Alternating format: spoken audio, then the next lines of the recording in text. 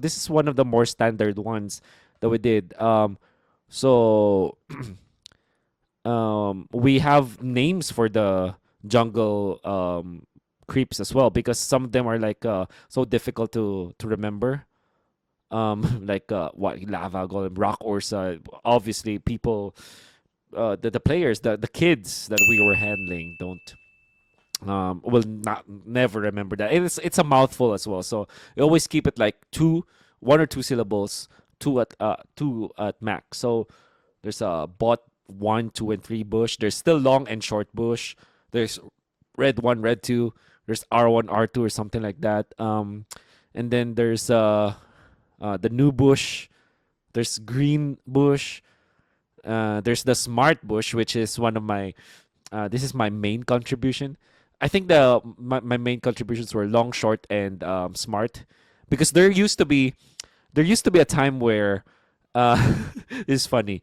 There used to be a time, and this was season 4, season 3, where there is a bush and there's a smart logo near it, and it was nearby. Actually, that spot, there used to be a smart logo nearby, and also Raflesia, during season 4 and 5, he positions himself nearby that bush because he can use the Kufra and then jump to the backline. Sometimes he gets from this bush as well, from the smart bush. And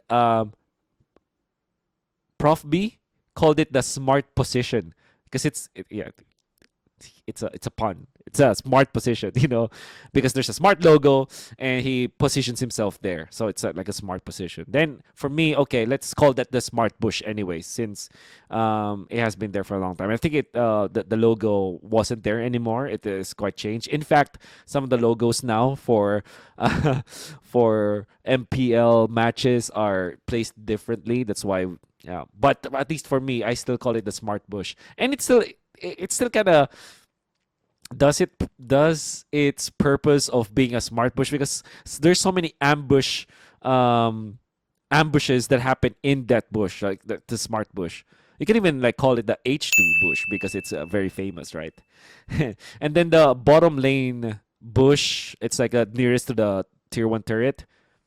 There was a time where I wanted to call it the Yelly Haze bush, because back in what, season 9 or 10 or 11 maybe, I can't remember. But there was that one season where he stayed there for 2 minutes. I timed it, 2 minutes at least, waiting for a kill, and then eventually gets the kill. So that was the one of the most patient moves coming out from Yelly Haze. So I wanted to call it the Yelly Haze bush. Maybe pattern it right now. Um, and then there's also like the Kramer's bush, or yeah, the Crab's bush or something like that, or Pixel bush in the middle. So there are so many ways to call it. And some teams use numbers and letters combinations like A1, A2, M1, M2, M3, something like that. But for me, at least, what I teach players um, whenever I'm part of a team is like, okay, let's name it with proper names so that we remember it and we don't act like robots, right? But like I said, and I've said this many times, it depends on your team. All right. So there's that. And then um, I also had a recording of me and Manjin naming the bushes. It's very funny, and probably the. I'll be completely honest with you guys, right?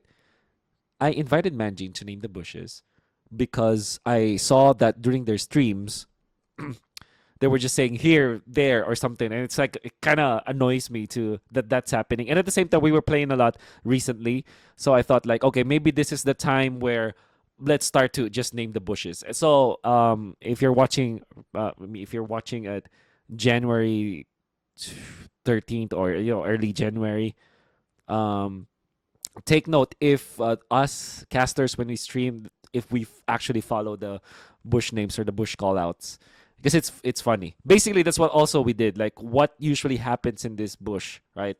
So it will be a little bit clowny because I immediately regretted my decision of inviting Manjin. Actually, not just kidding. I didn't really regret it, but there's a part of me where, oh come on, man, is he actually the best guy to get for this vlog? But I did, and I will be publishing that vlog after this video.